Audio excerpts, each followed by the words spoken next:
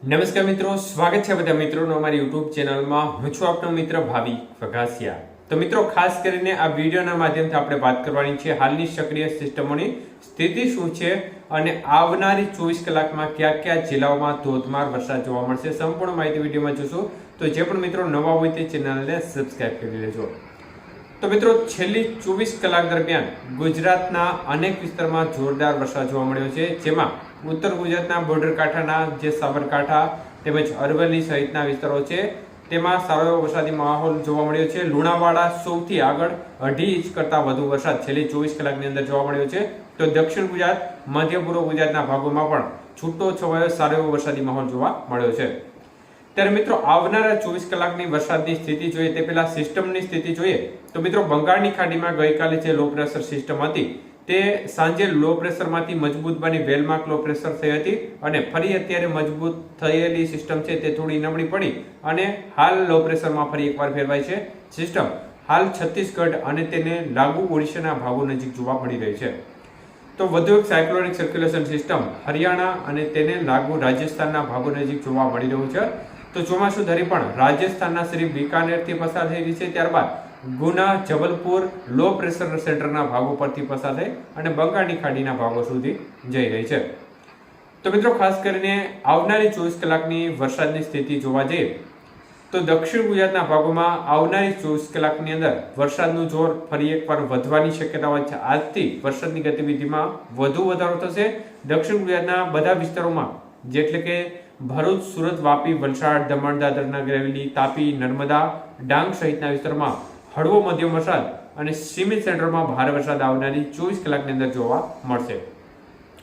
તો મિત્રો, ખાસ કરીને આગાહીનો સમયગાળો 24 કલાકનો છે। આવતી 24 કલાક દરમિયાન આ પ્રકારની વરસાદની ગતિવિધિ જોવા મળશે। મધ્ય પૂર્વ ગુજરાતના ભાગોમાં પણ વરસાદનું જોર આજે વધશે। અમદાવાદ, આણંદ, ખેડા, નડિયાદ, વડોદરા, દાહોદ, ગોધરા, પંચમહાલ, છોટાઉદેપુર સહિતના જિલ્લાઓ છે તેમાં પણ છૂટો છવાયો હળવો મધ્યમ વરસાદ અને કોઈ સીમિત સેન્ટરોમાં બોર્ડર કાંઠાના વિસ્તારો હોય જ્યાં ભારે વરસાદની શક્યતાઓ પણ રહેશે। તો વિસ્તાર છૂટા છવાયા છે એટલે બધા વિસ્તારમાં વરસાદ હોય એવું ના હોય, પરંતુ આ જિલ્લા છે તેમાં વરસાદની ગતિવિધિ અનેક સેન્ટરોમાં જોવા મળે। ઉત્તર ગુજરાતના ભાગોમાં પણ આજે પણ વરસાદની ગતિવિધિ સારી રહેશે। સાબરકાંઠા, અરવલ્લી, મોડાસા, હિંમતનગર તેમજ ખાસ કરીને સિદ્ધપુર, પાટણ સહિતના વિસ્તારો છે તે ભાગોમાં પણ વરસાદની ગતિવિધિ આજે વધી શકે છે અને હળવો મધ્યમ વરસાદ આ ભાગોમાં જોવા મળે। કોઈ સેન્ટરમાં ભારે વરસાદ પણ પડી જાય। તો બનાસકાંઠા જિલ્લામાં પણ આજે શક્યતાઓ દેખાઈ રહી છે, તેમાં પણ છૂટો છવાયો વરસાદી માહોલ જોવા મળશે। ઉત્તર ગુજરાતના વાત કરતા હવે સૌરાષ્ટ્રની વાત કરીએ તો સૌરાષ્ટ્રના ભાગોમાં આજે વરસાદની ગતિવિધિ છે દક્ષિણ ગુજરાતને આગળ વધતા જે દરિયાકાંઠાના જે સૌરાષ્ટ્રના ભાગો છે એટલે કે ભાવનગર, અમરેલી જિલ્લાના કાંઠા વિસ્તારો છે તેમાં વધુ શક્યતાઓ રહેશે, જ્યારે ગીર સોમનાથ, ભાવનગર, અમરેલી, બોટાદ જિલ્લાના ભાગો છે આ ભાગોમાં પણ છૂટો છવાયો વરસાદી માહોલ આવનારી 24 કલાકની અંદર જોવા મળશે। જૂનાગઢ જિલ્લાના ભાગો છે, રાજકોટ જિલ્લાના ભાગો છે અને સુરેન્દ્રનગર જિલ્લાના ભાગોમાં પણ ક્યાંક ક્યાંક વરસાદની ગતિવિધિ જોવા મળશે। બીજા ભાગોમાં ઝાપટારૂપી વરસાદની ગતિવિધિ જોવા મળે, કોઈ સીમિત સેન્ટરમાં વરસાદ પડી જાય। કચ્છના ભાગોમાં સામાન્ય ઝાપટા છૂટાછવાયા ભાગોમાં જોવા મળશે।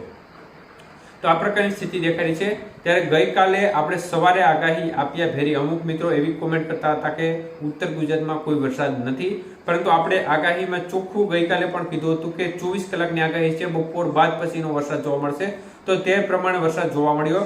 એટલે કોમેન્ટ કરો તો આગાહીનો સમયગાળો પૂર્ણ થાય ત્યારબાદ કરો, જોયા જાણ્યા વગર સીધી કોમેન્ટ ના કરો અને જે મુજબ આગાહી છે તેમાં જે વધુ શક્યતાઓ હોય છે તે પ્રકારની માહિતી આપતા હોય છે। મતલબ કે જે જિલ્લામાં વધુ શક્યતા હોય છે તે જિલ્લામાં આગાહી આપી હોય છે, એટલે તે જિલ્લાના તમામ ગામડામાં વરસાદ પડે એવું નથી હોતું। તે જિલ્લામાં વરસાદની શક્યતાઓ હોય એટલે એના છૂટાછવાયા ભાગો જિલ્લાના હોય છે તેમાં વરસાદ જોવા મળતો હોય છે।